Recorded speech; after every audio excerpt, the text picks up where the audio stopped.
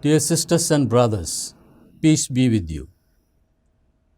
The theme of today's sharing is Beyond Hunger, the spiritual power of fasting. Today we reflect on a spiritual discipline often associated with Lent, fasting and self-discipline.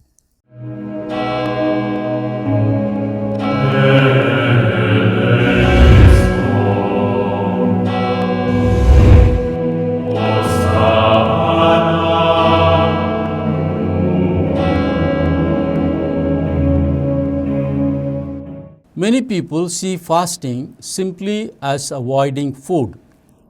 But in the Christian journey, fasting is much deeper. It shapes the heart, frees the soul, and strengthens the spirit. Jesus reminds us in Matthew chapter 6 verse 17 to 18 that fasting is not for display but for transformation.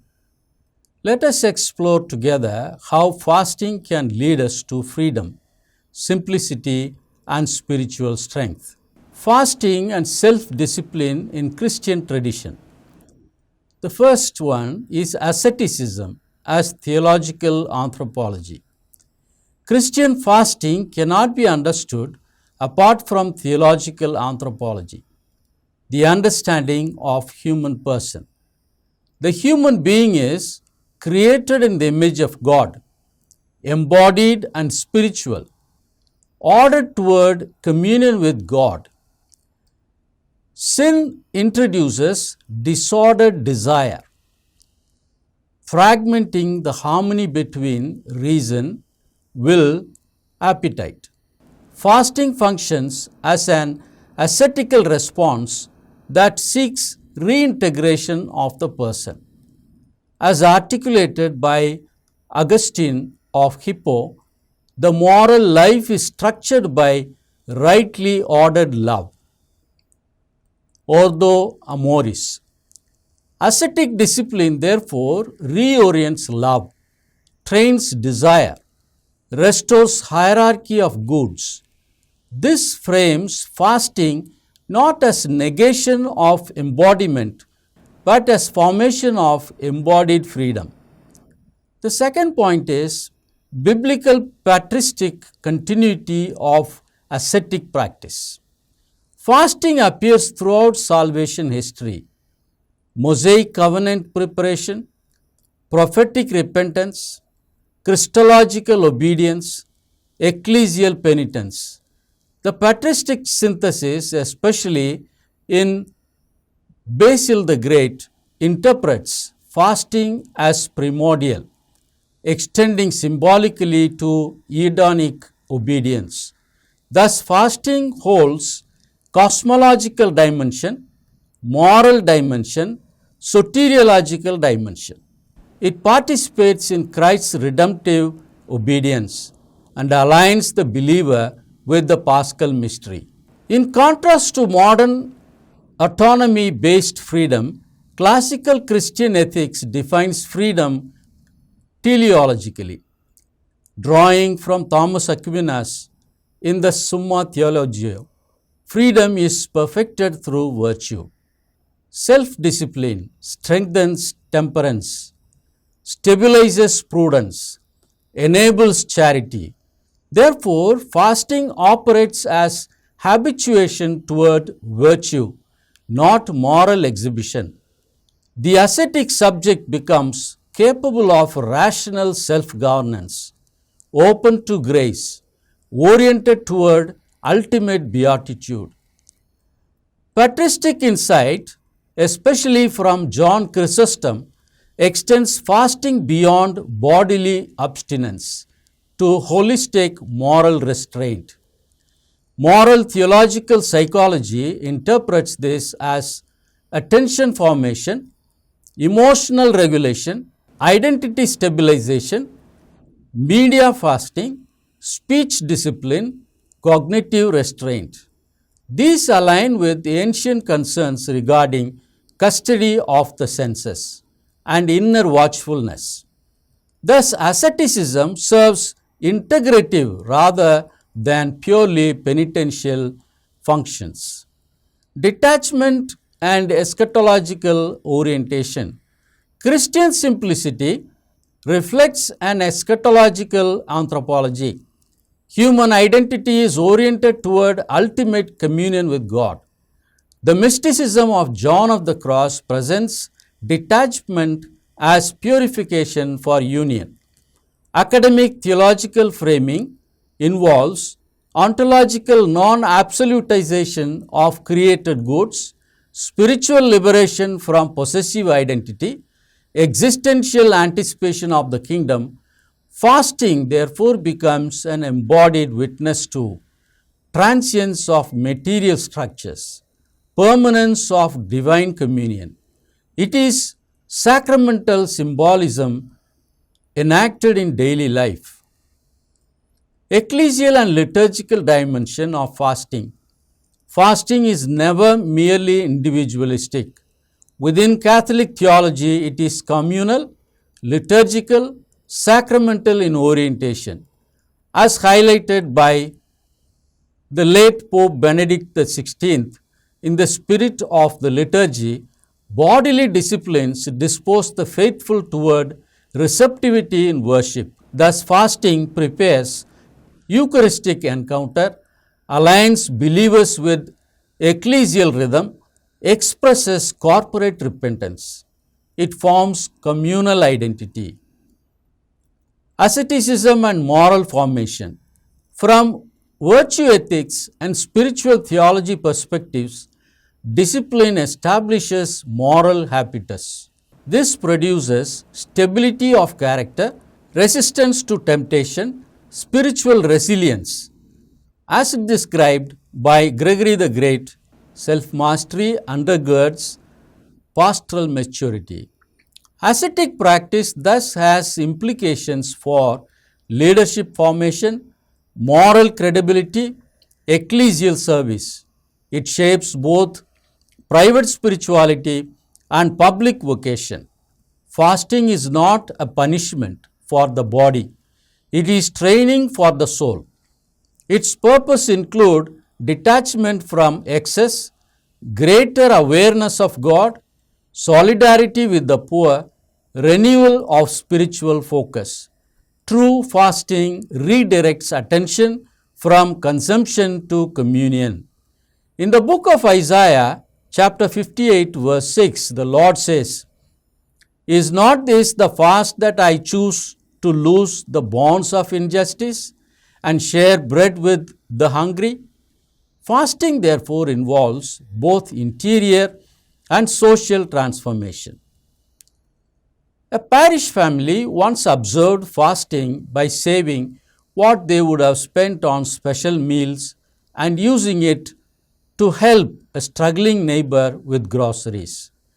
Their children later shared, "We learned fasting is not just giving up, it is giving." True fasting leads to compassion. At its core, fasting is not about food, it is about reordering human desire toward God. From a theological perspective, humanity was created with ordered desires oriented toward the Creator. Sin disorients desire toward created things. Fasting becomes a sacramental discipline that restores spiritual orientation. In Scripture, fasting expresses dependence on God. Moses fasted before receiving the covenant. Elijah fasted on the journey to encounter God.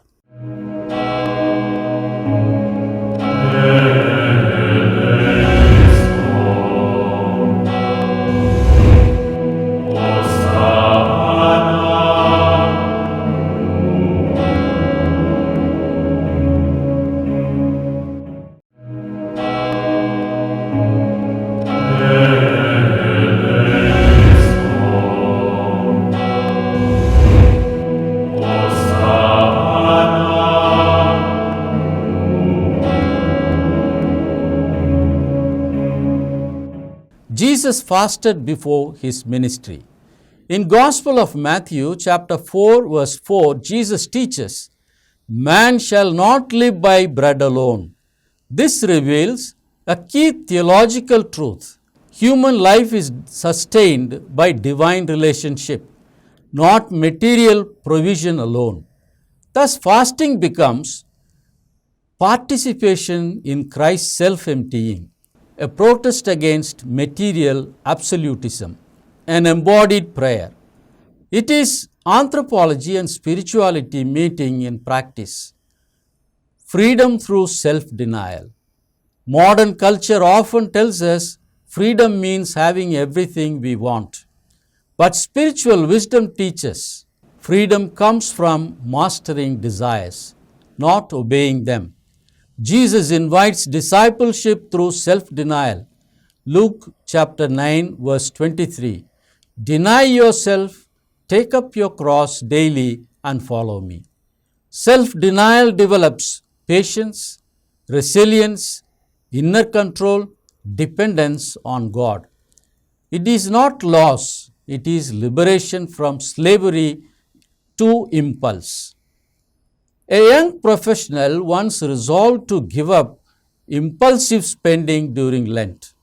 Instead, she budgeted carefully and donated part of her savings. She later said, I realized I was not losing pleasure, I was gaining control over them. Self-denial opened freedom. Fasting beyond food, habits, distractions, and media. Today's distractions are not only physical, they are digital and emotional. We may fast from excess phone usage, negative speech, gossip, entertainment overload, harmful habits. Such fasting restores attention and peace. Freedom through self-denial, Christian anthropology of freedom, what we have talked earlier. Modern thought often defines freedom as unlimited choice. Christian theology defines freedom as the capacity to choose the good. Sin enslaves, discipline liberates. As Christ teaches in the Gospel of John, chapter 8, verses 34 to 36, everyone who commits sin is a slave to sin. If the Son makes you free, you are free indeed. Self-denial, therefore, trains the will, restores moral agency, aligns human freedom with divine will. Theologically, this reflects participation in Christ's obedience, restoration of image, the image of God, growth in virtue. Freedom through denial is paradoxical but central to Christian spiritual anthropology. The first letter of St. Paul to the Corinthians, chapter 6, verse 12, we hear, I will not be dominated by anything. This is modern fasting reclaiming interior space. A group of students once agreed to reduce social media use during Lent. They replaced that time with prayer and family interaction. One reflected, I discovered conversations with my parents and time for reflection. Fasting from distraction reconnects us to what matters. Fasting beyond food, holistic spiritual asceticism. The tradition of asceticism recognizes the human person as integrated body, mind, emotion, and social relationships. Therefore, fasting expands beyond physical hunger. Detachment from distraction protects attention, interior silence, spiritual perception. St. Paul's insight in first letter in the Corinthians, chapter 6, verse 12 reveals a principle. I will not be dominated by anything. Theologically, this relates to stewardship of attention, custody of the senses, integration of personality. Modern fasting from media or habits becomes a continuation of ancient ascetic wisdom in contemporary form. It restores contemplative capacity, Simplicity of life and detachment. Fasting teaches simplicity, living with gratitude rather than excess. Detachment does not reject material things. It ensures they do not control us. As taught in the Gospel of Matthew, chapter 6, verse 21, where your treasure is, there your heart will also be. Simplicity nurtures contentment, generosity, spiritual focus, and gratitude. An elderly couple once began decluttering their home during Lent, giving useful items to those in need. They shared, "We discovered we had stored more than we needed, and sharing brought joy." Simplicity opened space for grace. Simplicity of life and detachment. Eschatological orientation. Christian detachment is not rejection of creation. It is recognition of its provisional nature. The believer lives between present world and coming kingdom. Jesus teaches in Gospel of Matthew, chapter 6, verse 19 to 21, that treasure is in heaven, determines spiritual orientation. Simplicity reflects trust in providence, solidarity with the poor, anticipation of eternal communion. This carries deep theological meaning. It resists consumer identity. It expresses sacramental gratitude. It points toward eschatological hope. Detachment frees the heart to love God supremely. Spiritual discipline shapes character. Like physical training strengthens the body, spiritual discipline strengthens faith. St. Paul writes in the first letter to the Corinthians, chapter 9, verse 25, "Athletes exercise self-control in all things." Discipline builds consistency in prayer, moral clarity, emotional stability, endurance in hardship. A farmer once maintained daily prayer before beginning work, regardless of season or fatigue. When asked why, he said, "If I do not strengthen my spirit daily, how will I face life's storms?" Discipline prepared him for the challenge. Spiritual strength grows through faithful practice. Christian spirituality sees discipline as formation, not restriction. St. Paul compares it to athletic training in first letter to the Corinthians, chapter 9:25. Virtue is not spontaneous, it is cultivated. Through discipline, habits reshape character. Character shapes destiny. Grace cooperates with human effort. Theologically, this expresses synergy between grace and will, participation in sanctification, growth toward holiness. Spiritual discipline strengthens resilience against temptation, against despair, against instability. It produces spiritual fortitude, a classical virtue. Dear friends, fasting reveals purpose. Self-denial brings freedom. Detachment restores clarity. Simplicity nurtures gratitude. Discipline builds strength. Let us approach fasting not as an obligation, but as a transformation. May our sacrifices deepen love, strengthen character, and draw us closer to God. Thank you for rejoining me. May God bless you always. Ah